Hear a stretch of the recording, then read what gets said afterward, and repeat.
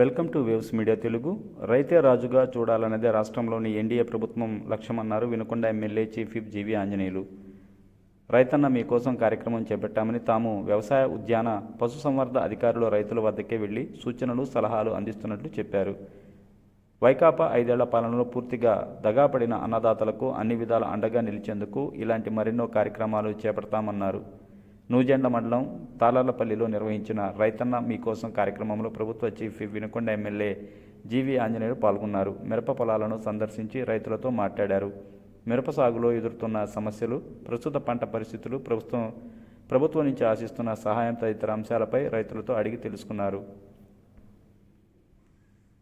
రైతన్న మీకోసం horticulture department, agriculture department, పశుసంవర్ధక శాఖ అందరు అధికారులు ఈరోజు ఇళ్లకెళ్లి రైతుల్ని చైతన్యవంతం చేస్తా ఉన్నారు. ఇంటికి వెళ్ళి రైతన్న మీకోసం కార్యక్రమం చేస్తున్నటువంటి అధికారులకి అందరికీ హృదయపూర్వక అభినందనలు తెలియజేస్తున్నా. ఈ రోజు ఎన్డీఏ ప్రభుత్వ లక్ష్యం ఒక్కటే, ముఖ్యమంత్రి గారి ఆశయం, చంద్రబాబు గారి ఆశయం, రైతుల తలసరి ఆదాయం రెట్టింపు అవ్వాలి, దేశంలో ఆంధ్రప్రదేశ్ రైతు ఆదర్శం అవ్వాలి అనేది ఒక లక్ష్యంతో ముందుకెళ్తున్నాం.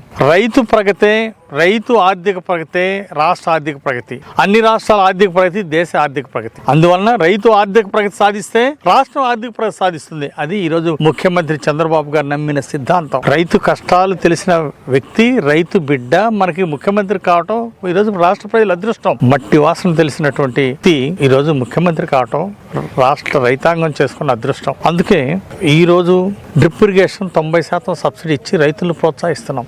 అన్నదాత సుఖీభావ కార్యక్రమంలో ప్రతి రైతుకి 20,000, సంవత్సరానికి 20,000 రూపాయలు అందిస్తా ఉంది ప్రభుత్వం. అంటే రైతుకి కొండంత అండగా ఉండాలనేది ప్రభుత్వం. అలాగే హార్టికల్చర్ పంటలు, వరి పంటలు, ఇలాంటి వాటి వల్ల ఆదాయం తగ్గిపోయింది. ఈ రోజు డిమాండ్ ఆధారిత పంటలు పండించాలి, డిమాండ్ లేని పంటలు పండించకూడదు రైతులు. అంటే హార్టికల్చర్ పంటలు, కూరగాయ తోటలు ఇలాంటివి వేస్తే రైతుల ఆదాయం బ్రహ్మాండంగా పెరుగుతుంది. ఎకరానికి 1,00,000, 2 లక్షలు ఆదాయం సంపాదించాలి రైతం అనేది ఈ రోజు ముఖ్యమంత్రి గారి ఆలోచన. అందుకోసం పండ్ల తోటలు వేసినటువంటి వాళ్ళని, కూరగాయ పందిళ్ళు వేసిన వాళ్ళకి ఎకరానికి 1,00,000 రూపాయలు సబ్సిడీ ఇచ్చి ప్రోత్సహిస్తా ఉంది ప్రభుత్వం. ఈ అవకాశాన్ని రైతు సోదరులు అందిపుచ్చుకోవాలి. దీనివల్ల రైతులు తలసరి ఆదాయం పెరుగుతా ఉంది. అట్లాగే డ్రిప్ ఇరిగేషన్, మిర్చి కానీ, హార్టికల్చర్ పంటలు కానీ రేట్ 50% పెరుగుతా ఉంది. ఈల్డింగ్, ఎరువుల ఖర్చు 50% తగ్గుతుంది, ఈల్డింగ్ వచ్చేసి 50% పెరుగుతుంది. దానివల్ల రైతుకి బ్రహ్మాండంగా లాభాలు, ఎకరానికి 1,00,000 రూపాయలు లాభం పెరిగే పరిస్థితి వచ్చింది ఈ రోజు డ్రిప్ ఇరిగేషన్ వాడినాడు. అంటే ఇంకా డ్రిప్ ఇరిగేషన్ వాడని రైతులు ఉన్నారు. వాళ్ళు డ్రిప్ ఇరిగేషన్ వాడి లాభాలు సంపాదిస్తున్న రైతులను చూడాలా. చంద్రబాబు గారు 90